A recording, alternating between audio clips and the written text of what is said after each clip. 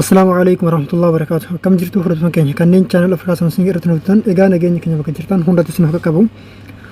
Tole egaa hordoftoota keenya barnoota keenya kanarratti walitti deebinee jirra. Egaa barnoota keenya kanarraa keessatti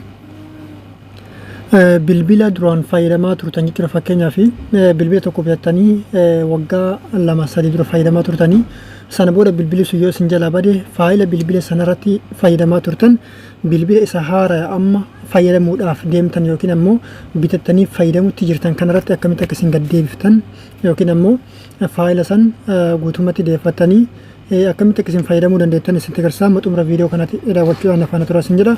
Tole egaa hordoftoota jechuudha yeroo kana isin jedhu jechuudha. Fakkeenyaaf weelpeeparii yookiin ammoo jechuudha isa iskiriina bilbila keessanii sanarratti hidhattanii fayyadamtan haa ta'u wantoota biraas haa ta'u jechuudha. Akkamitti akka reestoor gootan yookiin ammoo bilbila sanarratti jechuudha deebiftanii fayyadamtanii isinitti agarsiisa. Xumura viidiyoo kanatti daawwachuudhaan afaan turaa. Tole egaa hordoftoota keenya jechuudha duraan dursanii iskiriina bilbila kiyyaa kan inni agartanii iskiriina bilbila kiyyaa kana irratti jechuudha. Iskiriinni bilbila kiyyaa kun bifa kanaan jira jechuudha. Amma yeroo reestoor godhee yookiin ammoo isa bilbila duraan fayyadamaa ture sanarratti fayyadame weelpeeparii duraan fayyadamaa ture sana gaafa asirratti gaddeebise iskiriinii kanarratti gaddeebisanii argitu achumaan irraa barattu jechuudha. Akkamitti akka deebisanii fi maaliin akka deebisanis jechuudha. Asumaan isin agarsiisa. Kan deebiftaniin appilikeeshinii tokkollee isin irraan barbaadu siitingii bilbila keessanii irraan deeffattu jechuudha.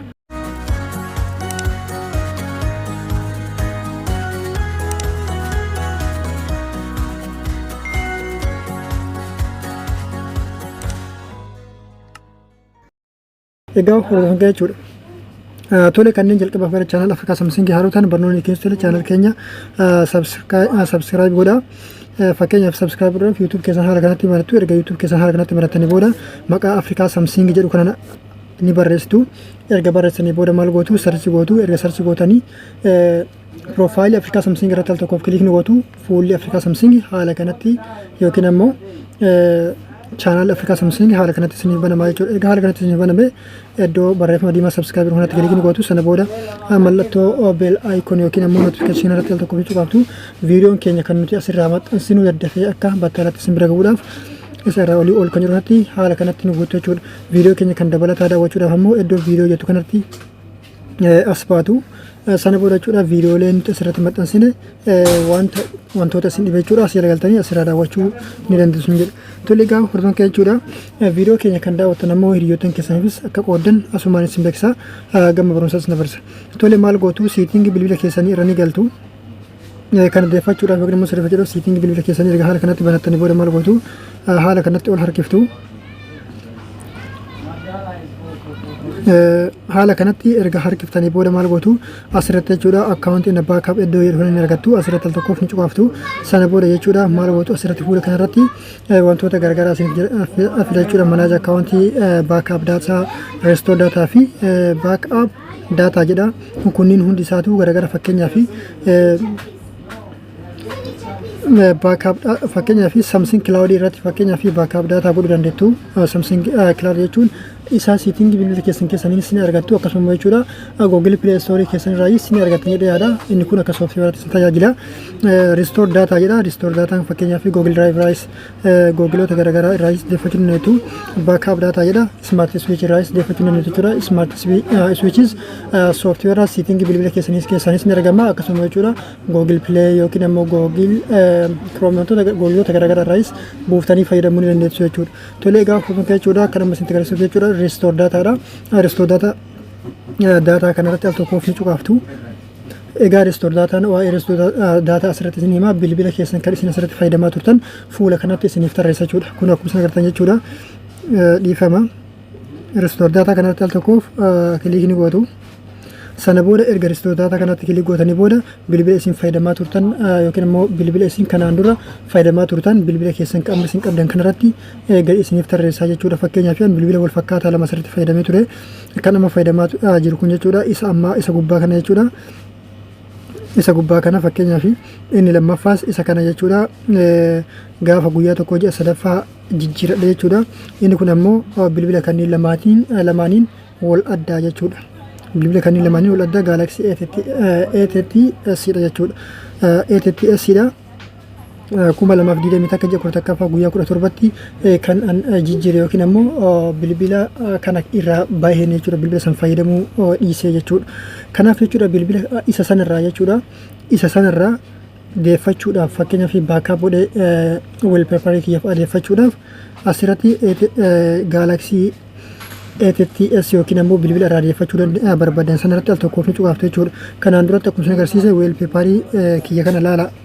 Waalpeeparii yookiin ammoo iskiriina wanta iskiriina bilbila kiyya irratti qabu suuraa kana haala kanatti ni ilaaltu. Suuraan kun ammoo garamta akka geeddaramus ni ilaaltu jechuudha. Tole maal gootu fakkeenyaaf erga haala kanatti isiniif mana booda maal gootu al tokkoof bilbila irraa adeeffachuu baakaap godhu ristoor gochuu barbaadan sanarratti al tokkoof ni cuqaaftu.